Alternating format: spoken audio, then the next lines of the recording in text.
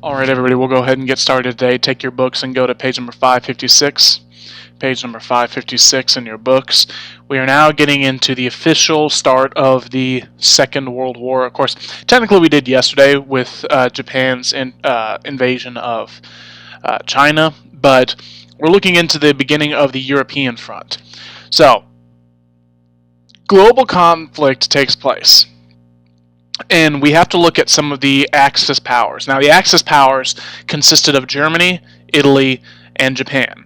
And, of course, smaller, lesser allies that, for instance, all of the nations that Germany conquered, they ended up becoming part of the Axis machine because they've been taken over.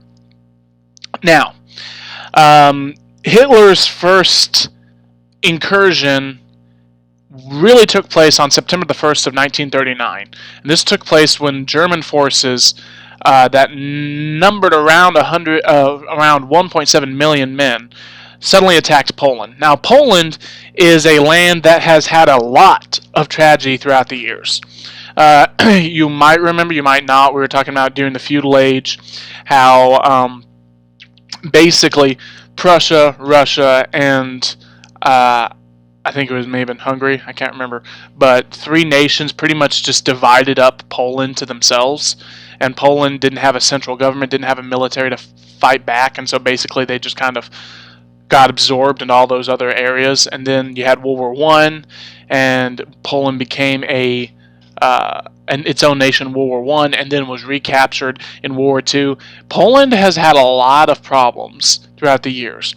Now, Poland was a new nation, and they were some of the first Hitler set his eyes upon to take when he moved his troops towards conquest. Now, the funny thing about Hitler's invasion into Poland, Hitler was able to completely take Poland in less than 4 weeks. Less than 4 weeks, Hitler was able to take over Poland, and that was due to several reasons. It was due, number one, to the German tank divisions known as the Panzers. Now, tanks had been used in World War I, but they were very slow, and they weren't very maneuverable. With the militarization of Germany after World War I, they began to get the better of Britain, because Britain created the plans for the tanks. The first tanks were created by the Brits. But the Germans began to modify the Brits' ideas to the point where they built the Panzers. Now, Panzers were were relatively lightweight tanks that moved very, very quickly. And the Germans would use them to extreme effectiveness during World War II. But in less than 4 weeks, Germany, utilizing her powerful armored or Panzer divisions, and superior air force, which is the Luftwaffe, defeated Poland. So what Germany did was they sent in the Luftwaffe, which is their air force. You never want to send in troops, ground troops, without air cover. You always want to provide air cover. Now, granted, Poland, theoretically they didn't need the air cover because it's not like Poland had a military, didn't have an air force. But under normal circumstances, the invasion of the Luftwaffe first would make the most sense, because you don't want to send in your tanks just to be blown away by tank busters being dropped from planes. So you always send in your air cover first. That allows the any opposing air forces to be occupied. Plus, it gives you the opportunity to strafe the ground and pretty much tear up any mobilizing forces underneath. So they send in the Luftwaffe, and then they send in the tanks. And then with the tanks, they also brought in some ground forces, but they were able to take control of Poland in less than 4 weeks. Now, as the Germans invaded Poland from the west, the Soviets invaded Poland from the east. So at this point, Germany and the Soviet Union, the Russians, they're not on opposite sides. Basically, Germany and Stalin could not stand each other. But they had signed a pact which said that neither side would attack each other for 10 years. That would come to an abrupt end very quickly. But when Germany pretty much said they were going to attack Poland, they wanted to give Russia the opportunity to feel secure. If they just started taking over Poland and took all of Poland, then Russia might get a little bit concerned, and they may be concerned that Germany might intend to turn their guns on Russia next. So what happens is Germany says to Russia, okay guys, we're not going to come attack you, but we're going to attack Poland. If you will attack from one side, we'll attack from the other side. And we'll keep what we need. You guys can keep what you need. So that way you're not left out of the cold. Well, the Soviets jumped on this idea, and so the Soviets invaded Poland from the east, and the Germans invaded from the west. And this basically divided Polish territory between themselves. In addition, Hitler agreed to recognize the Soviet claim to the small Baltic nations of Estonia, Latvia, and Lithuania. The Soviets then forced those nations to allow the establishment of Soviet military bases within their countries. And then the Soviets demanded that Finland grant them the same military concessions.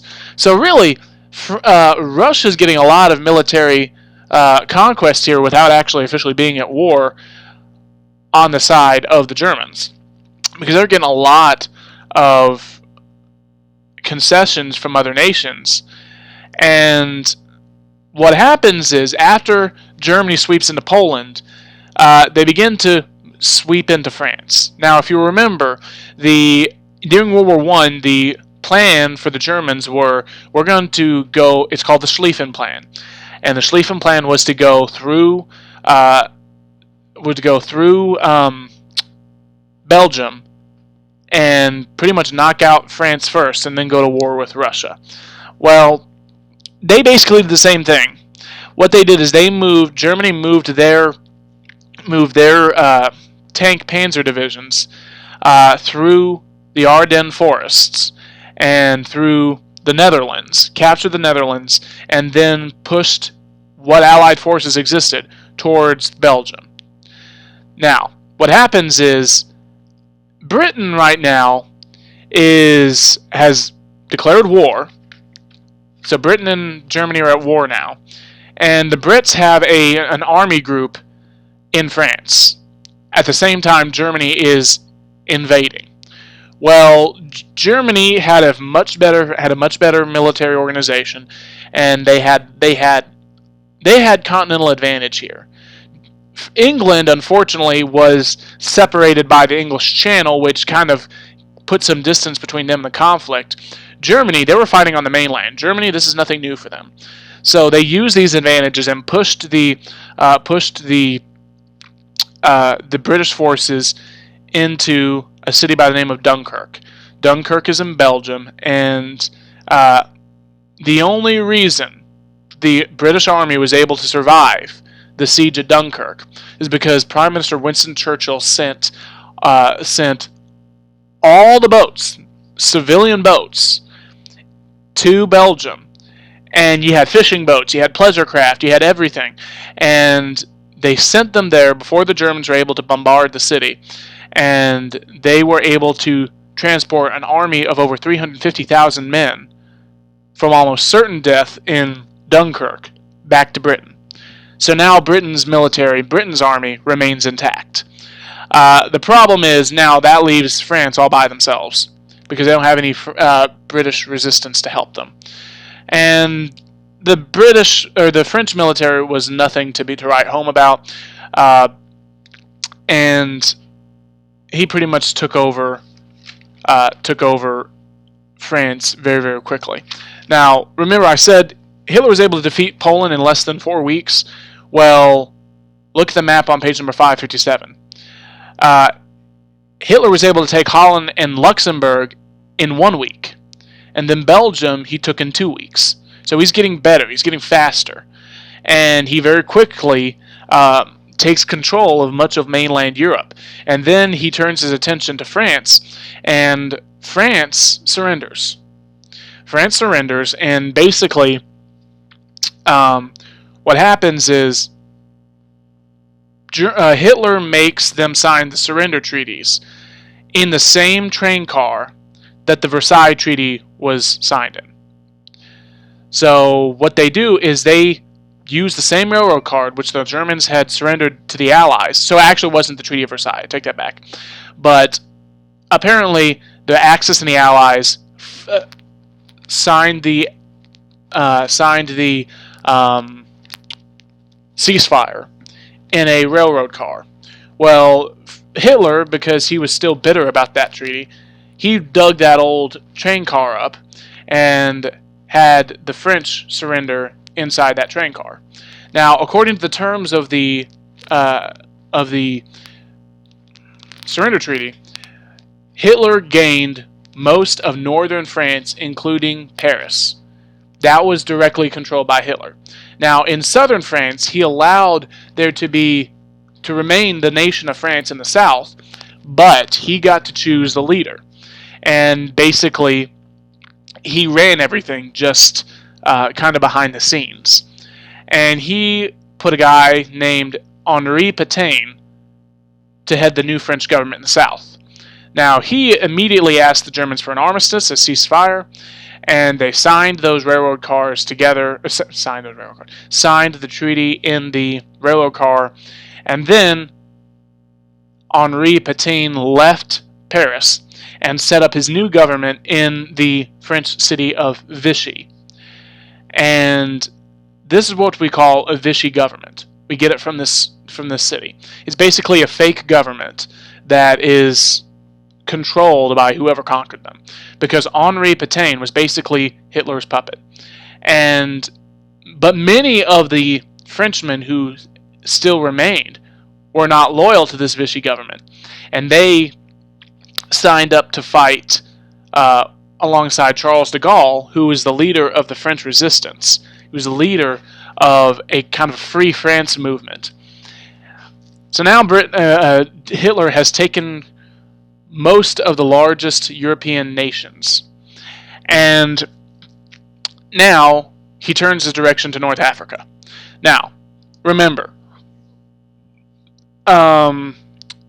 Mussolini launched an invasion of Egypt. Mussolini wanted to gain all the land, to have a second Roman Empire himself, but he knew he couldn't go into Europe because Hitler had staked off all of Europe, and he couldn't go east because he didn't want to bump into Russia, so he decided to go south. He thought he could create a second Roman Empire in Africa. So, Mussolini attempted to duplicate them in Hitler's victories in North Africa. He knew that Britain was facing terrific pressure from Hitler in Europe, and that she would not be able to send many additional troops to Africa. Consequently, Mussolini launched an invasion of Egypt. Such an invasion, he hoped, would not only seriously weaken Britain's position in the Mediterranean, but also provide an access to the oil fields of the Middle East. But Mussolini had underestimated the British, and his invasion proved a disaster. The British pushed the Italian invaders out of Egypt and back into Libya. In addition, they captured over 100,000 prisoners, as well as a valuable war material. To prevent a total Italian collapse, Hitler intervened. Because again, Hitler wanted Mussolini to stick around. If we did not have Mussolini, we might not have had Hitler. He admired the guy. This is about the time where Hitler begins to become disenchanted with Mussolini. He begins to look at Mussolini as a codger who doesn't know what he's doing, which is largely true. That's a fair assessment. So Hitler wants to keep Italy around, because with Italy down south, he protects Hitler's soft underbelly. He protects the southern side of Europe from Ally advancement. So he needs to keep the Allies distracted in Africa, so that way he can fight to gain control of all of Europe and push back any Allied advances from the Atlantic Ocean. So he sends some of his troops under control of Erwin Rommel. Erwin Rommel was a German tank commander, and he was known as the Desert Fox because of his effective tactical ability. However, even though he won many great victories, he was unable to provide a crushing victory, which is what Germany needed in Africa. He lacked the sufficient supplies and reinforcements, and by 1942 his forces had advanced into Egypt, coming within 70 miles of the British naval base at Alexandria. Both sides were exhausted, however, and for 4 months there was a lull in the fighting. So Erwin Rommel started out as one of Hitler's favorite generals. He looked at him as a model for military commander. But his failure to provide him with a crushing defeat in Egypt, or in Africa, really upset Hitler.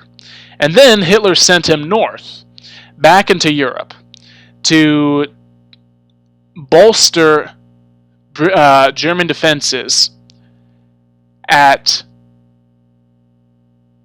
Normandy.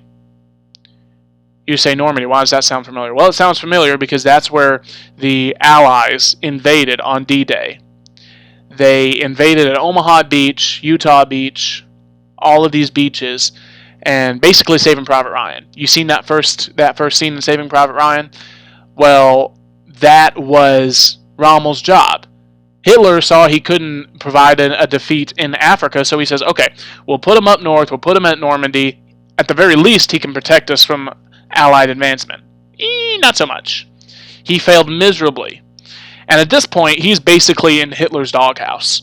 I mean, he doesn't like him anymore, and he basically sidelines him. And then there is, towards the last couple of months of Hitler's life, there was an assassination attempt on his life, and Rommel was implicated in being one of the conspirators. It was never proven, but since when does a dictator need proof? All he needs is an allegation. And Rommel denies it. He says he was never part of that conspiracy to assassinate Hitler. Hitler doesn't care, though. Hitler sends his goons to Rommel's house, and he says, and they basically say, okay, Rommel, either you kill yourself or we're going to kill you. So they gave him a pistol and walked away. Well, he killed himself rather than be disgraced in front of everybody by execution. So he kills himself. But now Hitler doesn't want everybody to think that Rommel, his greatest general, this guy that they have lauded and given him such praise on, he doesn't want them to see that he has been implicated in trying to murder Hitler. And so what they do is they take Rommel's body and they stage it like it's a car accident. They stage it in a car accident, and then the German people are told that he died due to a car accident. And they give him a state funeral. I mean, you have never seen as many Nazi banners there.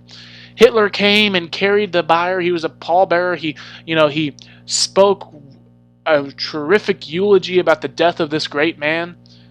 And all the time it was a sham because Hitler couldn't stand him because he thought that maybe he had something to do with that failed assassination attempt. It's really a sad story for Rommel's family. But that's the end of Erwin Rommel. Okay, so let's look at some of the Axis blunders. One of the biggest Axis blunders took place when they tried to invade Britain.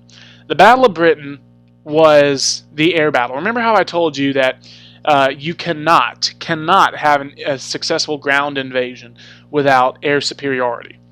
Well, the Battle of Britain was basically just a giant air battle. Hitler could not invade Britain. He could not invade Germany because of the English Channel. And he knew that if he wanted to invade troops in Britain, then he needed control of the air. He didn't want to start landing his troops just to have the Allies start bombing him. So he sends his bombers, his Luftwaffe, to England, to Britain specifically. And he starts bombing the living daylights out of London. And the RAF come up. The RAF, that's the Royal Air Force. The plan is to knock out the RAF, knock out their Air Force, and then provide an opportunity to land their troops. Well, the Battle of Britain didn't succeed for Hitler. Hitler lost. They weren't able to destroy the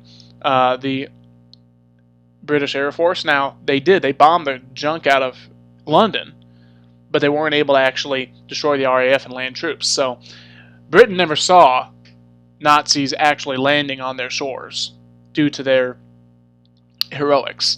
Now, meanwhile, during all of this, the U.S. is still neutral. The U.S. is still not wanting to get involved in this.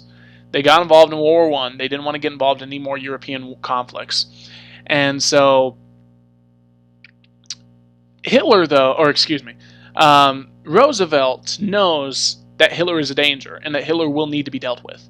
But he can't get Congress on his side, and he can't get people to actually support jumping into the conflict. So what he does is he gets into the conflict in a different way. He gets Congress to pass the Lend-Lease Act, which allows the President of the United States to sell and transfer title of military assets to the Allies. So basically they begin to fund the Allies, which really was a kind of a lifesaver for the Allies in Europe. At the very least, it stopped the bleeding, because now they were getting stuff from the U.S. The funny thing is, you know when Britain finally paid back everything we had given them? 2005. 2005. This is 1941 when the Lend-Lease Act was passed. From 1941 to 2005, Britain was still paying back the U.S. for all of the stuff we'd given them in World War II. That's a massive amount of money, a massive amount of debt that they had incurred. But we thought it was worth it if that meant keeping democracy alive in Europe. So, that took place. And then we have the final straw that allowed the U.S. to get into the conflict. It's the attack on Pearl Harbor. So, at this point, Hawaii was not a part of the United States. It wasn't a state, rather. Hawaii was a U.S. territory, but it wasn't a state. And we had a military base there. We still do. So, the U.S. and Japan were still officially not at war with each other, but tensions had begun to rise because of Japan's aggressions. And what happens is, Japan knew that America was going to get into the war at some point. The question was, when? And so a guy by the name of Hideki Tojo, listen, Japan had an emperor, but basically it was a military dictatorship. And basically this guy, Hideki Tojo, he was the military dictator of Japan, and he was the mastermind behind Pearl Harbor. Now, Tojo knows the U.S. is going to get in eventually, and he's concerned about the U.S. being involved in the Pacific Theater. So what he devises a plan to knock out the U.S.'s aircraft carriers, because if the U.S. is going to launch a war against Japan, they need their aircraft. They need their planes to give cover. And so he decides to destroy the American base at Pearl Harbor, where all of our aircraft carriers were at, because if you destroy the aircraft carriers, then the planes don't have a good place to launch from, and the U.S. basically can't get to Japan. That was his plan. Well, he launches this attack against Pearl Harbor, and officially, it was a surprise attack. But Tojo and the rest of the Japanese general staff, they were willing to go to war with the U.S., but they didn't want it to be a surprise attack. So the way it was supposed to go off like a clock. Things were supposed to happen exactly at the right moments. The Japanese told their embassy to close their embassy, destroy all essential documents, and on their way out, they wanted them to deliver a declaration of war to the U.S. ambassador, or to the Secretary of State. And then, a few hours after the declaration of war was given to the U.S. Secretary of State, that's when the attack was supposed to happen. The problem is that the ambassadors were too late getting to the Secretary of State, and they didn't deliver the declaration of war. So basically, the U.S. was not at war with Japan when they attacked. It was a surprise attack. By definition, a surprise attack. If they had gotten the declaration of war delivered before the attack happened, the world could look at them and say, well, it's horrible, but they declared they were at war, so you shouldn't have really expected anything.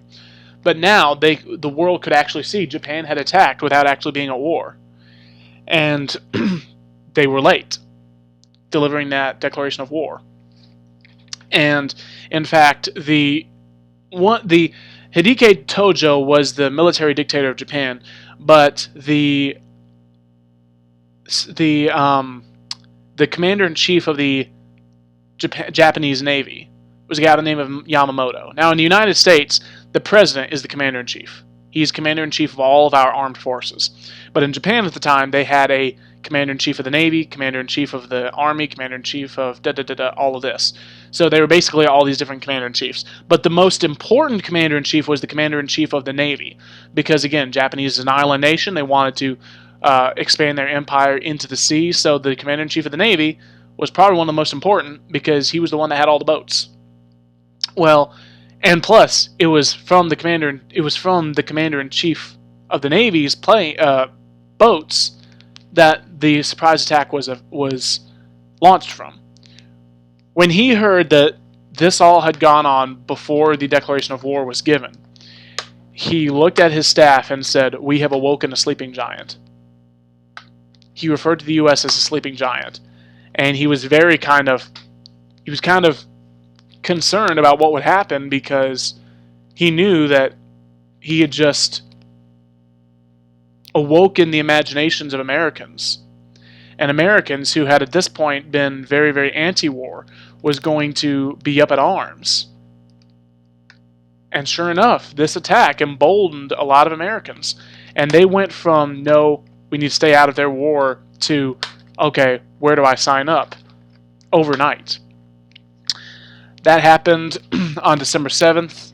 On December 8th, President Roosevelt appeared before Congress, and the famous speech, yesterday, December 7th, 1941, a date which will live in infamy, the United States of America was suddenly and deliberately attacked by naval and air forces of the Empire of Japan. This was a time that Americans had never faced before. They had never faced a time where they had been attacked on such a grand scale. Civilians, not just military, civilians were killed. And they were infuriated at the loss of life and at the complete disregard for life. And so the United States declared war on Japan. It's interesting, the U.S. didn't declare war on Germany. The U.S. declared war on Japan. And then, the next day, after we declared war on Japan, Germany, who was bound by a treaty, then declared war on the U.S. Well, when they declare war on you, then you better believe you're at war. So, then the U.S. got involved in Europe. And by the way, it's interesting, when Hitler heard that Japan had attacked the U.S., he was ticked off. He was ticked off. Why? He said because he would have had to have dealt with America at some point, but he didn't want to deal with them already. He didn't want to have to deal with the Americans. He wanted Japan to wait. But Japan had an itchy trigger finger, and they were just dying to pull the trigger. And they did. And you know what?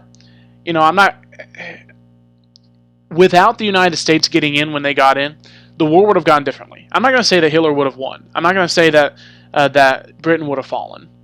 I am going to say that the war would have gone completely different. It would have looked 100% different. And again, evil always ends up dying at some point. So I'm not saying that Hitler would have necessarily won the war, but I am going to say it would have looked a whole lot different.